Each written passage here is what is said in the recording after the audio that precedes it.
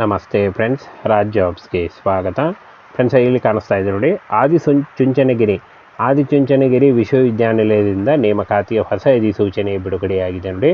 Both male and female, ಪುರುಷ ಮತ್ತು ಮಹಿಳಾ ಅಭ್ಯರ್ಥಿಗಳು ಇಬ್ಬರು ಅರ್ಜಿಗಳನ್ನು ಸಲ್ಲಿಸಬಹುದು. ಹಾಗೇನ ಡ್ರೈವರ್ ಮತ್ತು ಫ್ರೆಂಡ್ಸ್ ನೇಮಕಾತಿಯ ಹೊಸ ಅಧಿಸೂಚನೆ ಆಗಿರುತ್ತೆ ನೋಡಿ. ಡ್ರೈವರ್ ಹಾಗೂ P1 ಉದ್ಯೋಗಗಳಿಗೂ ಕೂಡ ನೇಮಕಾತಿ ಇರುತ್ತೆ. SLC PUC ಡಿಗ್ರಿ ಮಾಡಿದಂಥ ಬೋತ್ ಮೇಲ್ ಆ್ಯಂಡ್ ಫಿಮೇಲ್, ಪುರುಷ ಮತ್ತು ಮಹಿಳಾ ಅಭ್ಯರ್ಥಿಗಳು ಇಬ್ಬರು ಅರ್ಜಿಗಳನ್ನು ಸಲ್ಲಿಸಬಹುದು. ಆಯ್ಕೆ ಆದಂಥ ಅಭ್ಯರ್ಥಿಗಳಿಗೆ ಮಂಡ್ಯ ಜಿಲ್ಲೆಯಲ್ಲಿ ನೇಮಕಾತಿ ಮಾಡಿಕೊಳ್ಳಲಾಗುತ್ತೆ ನೋಡಿ. ಮಂಡ್ಯ ಜಿಲ್ಲೆಯಲ್ಲಿ ನೇಮಕಾತಿ ಮಾಡಿಕೊಳ್ಳಲಾಗುತ್ತೆ.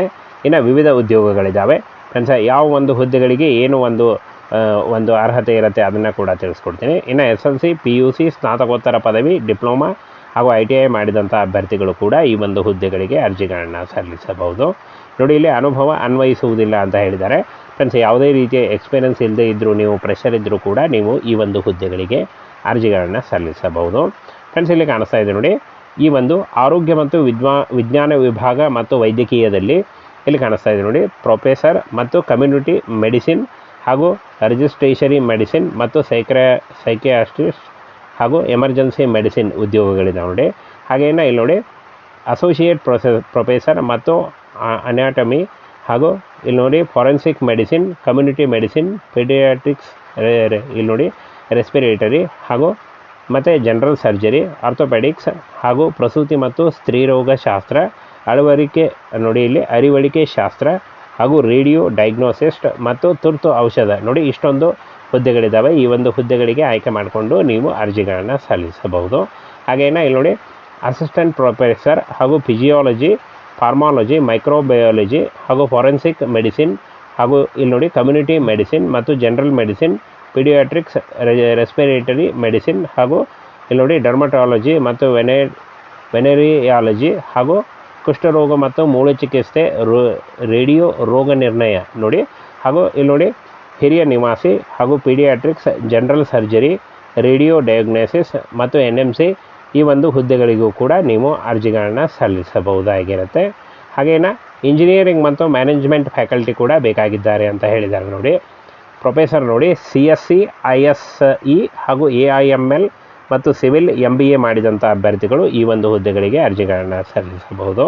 ಹಾಗೆ ಅಸಿಸ್ಟೆಂಟ್ ಪ್ರೊಫೆಸರ್ ನೋಡಿ, CSC ISE ಮತ್ತು AIMI ಹಾಗೂ MBA ಆದಂಥ ಅಭ್ಯರ್ಥಿಗಳು ಅಸೋಸಿಯೇಟ್ ಪ್ರೊಫೆಸರ್ ಹುದ್ದೆಗಳಿಗೂ ಕೂಡ ಅರ್ಜಿಗಳನ್ನು ಸಲ್ಲಿಸಬಹುದು. ಇನ್ನು ಸಹಾಯಕ ಪ್ರಾಧ್ಯಾಪಕರು, ಲ್ಯಾಬ್ ಬೋಧಕ ಹಾಗೂ ಇಲ್ಲಿ ಕಾಣಿಸ್ತಾ ಇದೆ ನೋಡಿ ಫ್ರೆಂಡ್ಸ್, ಈ ಒಂದು ಹುದ್ದೆಗಳಿಗೂ ಕೂಡ ನೀವು ಅರ್ಜಿಗಳನ್ನು ಸಲ್ಲಿಸಬಹುದು.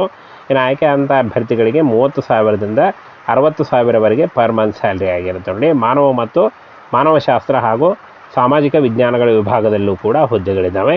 ಹಾಗೆ ಇನ್ನು ನ್ಯಾಚುರಲ್ ಸೈನ್ಸ್ ಫ್ಯಾಕಲ್ಟಿ ಹಾಗೂ ಆರೋಗ್ಯ ವಿಜ್ಞಾನಗಳ ವಿಭಾಗದಲ್ಲಿ ನರ್ಸಿಂಗ್ ಆದಂಥ ಅಭ್ಯರ್ಥಿಗಳು ಕೂಡ ಈ ಒಂದು ಹುದ್ದೆಗಳಿಗೆ ಅರ್ಜಿಗಳನ್ನು ಸಲ್ಲಿಸಬಹುದು. ಆರೋಗ್ಯ ವಿಜ್ಞಾನ ವಿಭಾಗದಲ್ಲಿ ಫಾರ್ಮಸಿಯಲ್ಲೂ ಕೂಡ ಹುದ್ದೆಗಳಿದ್ದಾವೆ ನೋಡಿ.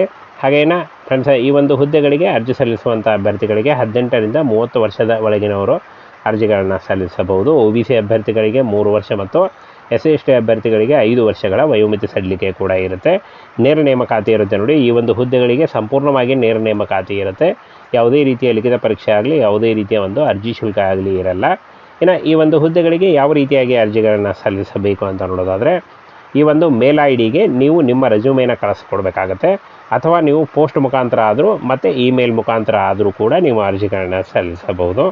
ಪೋಸ್ಟ್ ಮುಖಾಂತರ ಅರ್ಜಿ ಸಲ್ಲಿಸುವಂಥ ಅಭ್ಯರ್ಥಿಗಳು ನಿಮ್ಮ ರೆಸ್ಯೂಮೇನ ದಿ ರಿಜಿಸ್ಟ್ರಾರ್ ಆದಿಚುಂಚನಗಿರಿ ವಿಶ್ವವಿದ್ಯಾನಿಲಯ B ಮತ್ತು ನಗರ ಇಲ್ಲಿ ನೋಡಿ 5714448 ಈ ಒಂದು ಅಡ್ರೆಸ್ಗೆ ನೀವು ನಿಮ್ಮ ರೆಸ್ಯೂಮೇನ ಕಳಿಸ್ಕೊಡ್ಬೇಕಾಗತ್ತೆ. ಅಥವಾ ಇಮೇಲ್ ಮಾಡುವಂಥವರು ಡೈರೆಕ್ಟಾಗಿ ನಿಮ್ಮ ರೆಸ್ಯೂಮೇನ ಈ ಒಂದು ಏನು ನಿಮ್ಮ ಸ್ಕ್ರೀನ್ ಮೇಲೆ ಕಾಣಿಸ್ತಾ ಇದೆ ಇಮೇಲ್ ID, ಈ ಒಂದು ಮೇಲ್ IDಗೂ ಕೂಡ ನೀವು ಅರ್ಜಿಗಳನ್ನು ಸಲ್ಲಿಸಬಹುದಾಗಿರುತ್ತೆ.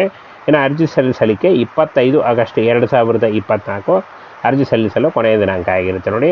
ಈ ಒಂದು ಕೊನೆಯ ದಿನಾಂಕದೊಳಗಾಗಿ ನೀವು ನೇಮಕಾತಿ ಇದ್ದಂಥ ಈ ಒಂದು ಹುದ್ದೆಗಳಿಗೆ ಅರ್ಜಿಗಳನ್ನು ಸಲ್ಲಿಸಬಹುದು. ಡೈರೆಕ್ಟ್ ನೇಮಕಾತಿ ಇರುತ್ತೆ, ನೇರ ನೇಮಕಾತಿ ಇರುತ್ತೆ ನೋಡಿ. ಯಾವುದೇ ರೀತಿಯ ಲಿಖಿತ ಪರೀಕ್ಷೆ ಆಗಲಿ, ಯಾವುದೇ ರೀತಿಯ ಒಂದು ಅರ್ಜಿ ಶುಲ್ಕ ಆಗಲಿ ಇರಲ್ಲ ನೋಡಿ. ಸಂಪೂರ್ಣ ಮಾಹಿತಿಯನ್ನು ತಿಳಿಸ್ಕೊಟ್ಟಿದ್ದೀನಿ.